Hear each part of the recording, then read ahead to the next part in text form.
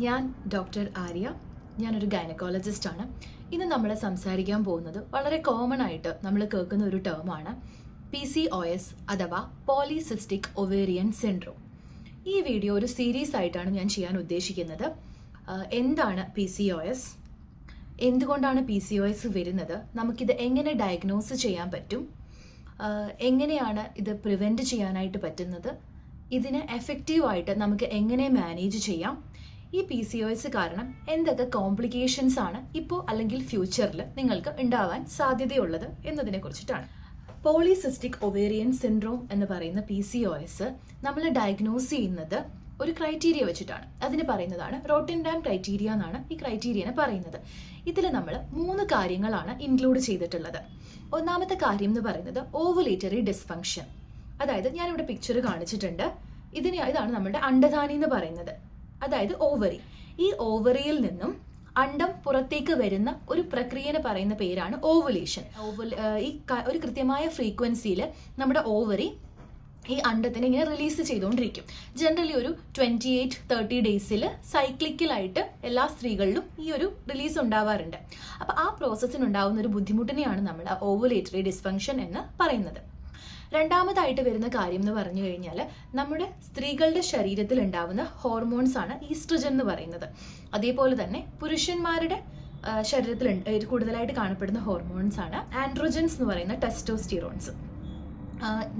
പുരുഷന്മാരുടെ ശരീരത്തിൽ മാത്രമല്ല ആൻഡ്രോജൻസ് ഉള്ളത്, സ്ത്രീകളുടെ ശരീരത്തിലും ഒരു കുറഞ്ഞ അളവിൽ ആൻഡ്രോജൻസ് ഉണ്ട്. അപ്പോൾ ഈ ആൻഡ്രോജൻസിന്റെ അളവിൽ അതായത് സ്ത്രീകളുടെ ശരീരത്തിൽ എത്രമാത്രമാണോ ഉണ്ടാവേണ്ടത് അതിനെക്കാട്ടിലും കുറച്ചധികം കൂടുതലായിരിക്കുന്ന അവസ്ഥയാണ്. അതാണ് മറ്റൊരു ഡയഗ്നോസ്റ്റിക് ക്രൈറ്റീരിയ എന്ന് പറയുന്നത്. മൂന്നാമതെന്ന് പറയുന്നത് നമ്മൾ വളരെ കോമൺ ആയിട്ട് അൾട്രാസൗണ്ട് റിപ്പോർട്ടിലൊക്കെ കാണാറുണ്ട് PCOM മോർഫോളജി എന്ന് പറഞ്ഞിട്ട്. അപ്പോൾ അത് കാണുമ്പോൾ തന്നെ അയ്യോ എനിക്ക് PCOS ആയി എന്ന് വിചാരിച്ചിട്ട് ഒരുപാട് DMs നമുക്ക് വരാറുണ്ട്. അപ്പോൾ അതാണ് മൂന്നാമത്തെ ഒരു ക്രൈറ്റീരിയ. ഈ 3 ക്രൈറ്റീരിയകളിൽ അറ്റ്ലീസ്റ്റ് 2 ക്രൈറ്റീരിയ എങ്കിലും ഫുൾഫിൽ ചെയ്യുമ്പോഴാണ് നമുക്ക് ഒരു പേഴ്സണിൽ PCOS ഡയഗ്നോസിസ് കൺസിഡർ ചെയ്യാനായിട്ട് പറ്റുന്നത്. ഓവുലേറ്ററി ഡിസ്ഫങ്ഷൻ നമുക്ക് എങ്ങനെയാണ് മനസ്സിലാക്കാൻ പറ്റുക? നമ്മുടെ ബോഡിയുടെ ഉള്ളിൽ നടക്കുന്ന ഒരു കാര്യമല്ലേ, അതിന് നമുക്ക് മനസ്സിലാക്കാനായിട്ട് മാർഗങ്ങളുണ്ട്. നമുക്കിവിടെ ഓവുലേറ്ററി ഡിസ്ഫങ്ഷൻ ഉണ്ടോ എന്ന് അറിയാനായിട്ട് ഞാനിവിടെ ഒരു ചാർട്ട് കാണിക്കുന്നുണ്ട്. സാധാരണഗതിയിൽ ഒരു മെൻസ്ട്രേഷൻ ആവുന്നത് ഒരു 13-14 ഏജ് ഒക്കെ ആവുമ്പോഴാണ്. ചില കുട്ടികൾക്ക് അതിന് മുന്നേ ഉണ്ടാവും.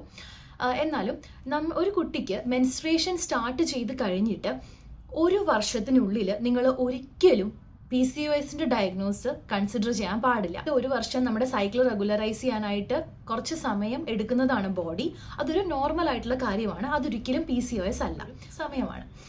1 വർഷം മുതൽ 3 വർഷത്തിനുള്ളിൽ ഉള്ള കാര്യമാണ് നോക്കുന്നത്. നമ്മൾ എങ്ങനെയാണ് ഇറഗുലർ സൈക്കിളിൽ ഡിഫൈൻ ചെയ്യേണ്ടതെന്ന് വെച്ച് കഴിഞ്ഞാൽ നമ്മുടെ സൈക്കിള് 21 ദിവസത്തിനേക്കാൾ ഒരു മിനിമം ഒരു 3 ആഴ്ച കൂടുമ്പോഴത്തേക്കും സൈക്കിള് വരാം, ഇത്ര പെട്ടെന്ന് വന്നു കഴിഞ്ഞാലും. അപ്പോൾ ചില ആൾക്കാർക്ക് അതിന് മുന്നേ ആയിട്ട് വരികയാണ്. അപ്പോൾ അതൊരു അബ്നോർമൽ ആയിട്ടുള്ള ബ്ലീഡിങ് പാറ്റേൺ ആണ്.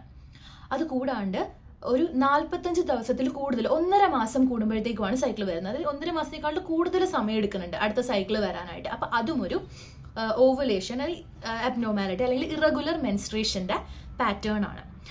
അതേസമയം നിങ്ങൾക്ക് മെൻസസ് ആയിട്ട് 3 വർഷം കഴിഞ്ഞിട്ടുണ്ട്. അപ്പോൾ ഓൾമോസ്റ്റ് ഒക്കെ നമ്മുടെ സിസ്റ്റം മെച്യൂർ ആയി തുടങ്ങിയിട്ടുണ്ട്. അപ്പം നമ്മുടെ സൈക്കിൾസ് അറ്റ്ലീസ്റ്റ് ഒരു 21 ഡേയ്സ് മുതൽ ഒരു 35 ഡേയ്സിനുള്ളിൽ റിപ്പീറ്റ് ആയിട്ട് വരേണ്ടതാണ്. അപ്പം അതിനുള്ളിലേക്ക് അതിനെക്കാട്ടിലും കൂടുതൽ ഇൻ്റർവെല്ലാണ് വരുന്നതെന്നുണ്ടെങ്കിലും ഇറഗുലർ ഓവുലേഷൻ നമ്മൾ കൺസിഡർ ചെയ്യണം. അതിൽ പിന്നെ നമുക്ക് വേറെ ടെസ്റ്റുകളും കാര്യങ്ങളും ഒക്കെ ഉണ്ട് കൺഫേം ചെയ്യാനായിട്ട്. അല്ലെങ്കിൽ നമുക്ക് ഈസി ആയിട്ട് പറയാം, ഒരാൾക്ക് മെൻസ്ട്രേഷൻ ആയിട്ട് 1 വർഷത്തിൽ കൂടുതലായി, പക്ഷെ 3 മാസമായിട്ട് മെൻസസ് വന്നിട്ടില്ല. അപ്പോൾ അതെന്തായാലും നമ്മളൊരു ഇറഗുലർ മെൻസ്ട്രൽ പാറ്റേൺ ആയിട്ടാണ് എടുക്കുന്നത്.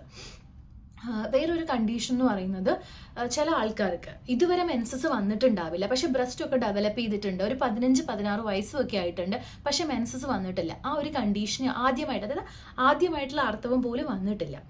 അപ്പോൾ സിവിയർ PCOS ഉള്ള ആൾക്കാർക്ക് അവർ അങ്ങനെയും പ്രസന്റ് ചെയ്യാവുന്നതാണ്. അപ്പോൾ അങ്ങനെയുള്ള ആൾക്കാരിൽ നമ്മൾ PCOS കൺസിഡർ ചെയ്യും. ഇതിങ്ങനെയാണ് നമ്മൾ ഓവുലേറ്ററി ഡിസ്ഫങ്ഷനെ ഡിഫൈൻ ചെയ്യുന്നത്. ഇനി ഏറ്റവും ഇമ്പോർട്ടൻ്റ് ആയിട്ടുള്ള മറ്റൊരു കാര്യം എന്ന് പറയുന്നത്, നമ്മൾ പറഞ്ഞു ആൻഡ്രോജൻ ശരീരത്തിൽ കൂടിയിരിക്കുന്നതും ഒരു ഡയഗ്നോസ്റ്റിക് ക്രൈറ്റീരിയ എന്ന് പറഞ്ഞു. അതെങ്ങനെയാണ് നമ്മൾ ആൻഡ്രോജൻ കൂടിയിരിക്കുന്നത് അറിയാൻ പറ്റുന്നത്? ഓക്കെ, അത് നമുക്ക് ഡെഫിനറ്റ്ലി ലാബ് ടെസ്റ്റ് ചെയ്യുമ്പോഴത്തേക്കും അത് അറിയാൻ പറ്റും. പക്ഷെ അങ്ങനെ അല്ലാണ്ട് നമുക്ക് കുറേ സിംറ്റംസ് വരും. അതായത് മുടി കൊഴിച്ചിലുകൾ, പിന്നെ മുഖത്തുണ്ടാവുന്ന ആക്നീസ്, അതായത് മുഖക്കുരു ഒരു അളവിൽ കൂടുതൽ, 1-2 കുരുവിൻ്റെ കാര്യമല്ല ഞാൻ പറയുന്നത്, ഒരുപാട് മുഖക്കുരുകൾ വരുന്നത്.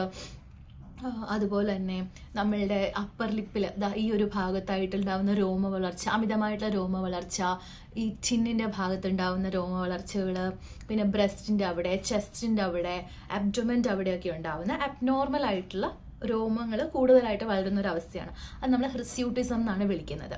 അപ്പോൾ ഇതൊക്കെ ആൻഡ്രോജൻസ് കൂടുതലാണ് എന്ന് നമ്മുടെ ബോഡി കാണിക്കുന്ന കുറച്ച് സയൻസും കൂടിയാണ്.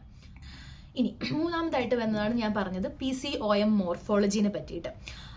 നമ്മൾ ഒരിക്കലും PCOS എന്ന് പറയുന്നത് ഓവറിയിൽ മൊത്തം സിസ്റ്റുകളാണെന്ന് വിചാരിക്കരുത്. അതെന്ന് പറയുന്നത് ഓവുലേഷൻ, അണ്ടം റിലീസ് ചെയ്യാൻ പറ്റാണ്ട് പോയ ഫോളിക്കിൾസ് എല്ലാം കൂടി നമ്മുടെ ഓവറിയിൽ ഇരിക്കുന്ന ഒരു അവസ്ഥയാണ് ആ ഒരു PCOM മോർഫോളജി ആയിട്ട് കാണുന്നത്. അപ്പോൾ ഒരു അൾട്രാസൗണ്ട് റിപ്പോർട്ടിൽ PCOM മോർഫോളജി എന്ന് എഴുതിയത് കൊണ്ട് മാത്രം നമുക്ക് ഒരു കാരണവശാലും PCOM ഡയഗ്നോസ് ചെയ്യാൻ പറ്റില്ല. അതിന് ഞാൻ പറഞ്ഞു, ഈ 3 കാര്യങ്ങളിൽ ഒരു 2 ക്രൈറ്റീരിയ എങ്കിലും ഫുൾഫില്ല് ചെയ്തിട്ടുണ്ടാവണം. പിന്നെ എല്ലാ PCOS ഡയഗ്നോസ് ചെയ്യാനായിട്ട് നമുക്ക് എപ്പോഴും അൾട്രാസൗണ്ടിൻ്റെ ആവശ്യവും ഇല്ല. കാരണം ഓവുലേറ്ററി ഡിസ്ഫങ്ഷനും ഉണ്ട്, അതുപോലെ തന്നെ ആൻഡ്രോജൻ എക്സസിൻ്റെ സയൻസും ഉണ്ടെന്നുണ്ടെങ്കിൽ, അതായത് അങ്ങനെയും ഉണ്ടെന്നുണ്ടെങ്കിൽ നമുക്ക് ഒരു അൾട്രാസൗണ്ട് റിപ്പോർട്ടിൻ്റെ ആവശ്യം പോലും ഇല്ല PCOS ഡയഗ്നോസ് ചെയ്യാൻ. ഇത്രയും നേരം കേട്ടിരുന്നതിന് ഒരുപാട് നന്ദി. ഇതിൻ്റെ അടുത്ത വീഡിയോ ആയിട്ട് കോംപ്ലിക്കേഷൻസ് ഓഫ് PCOS ഉടനടി വരുന്നതായിരിക്കും. Thank you.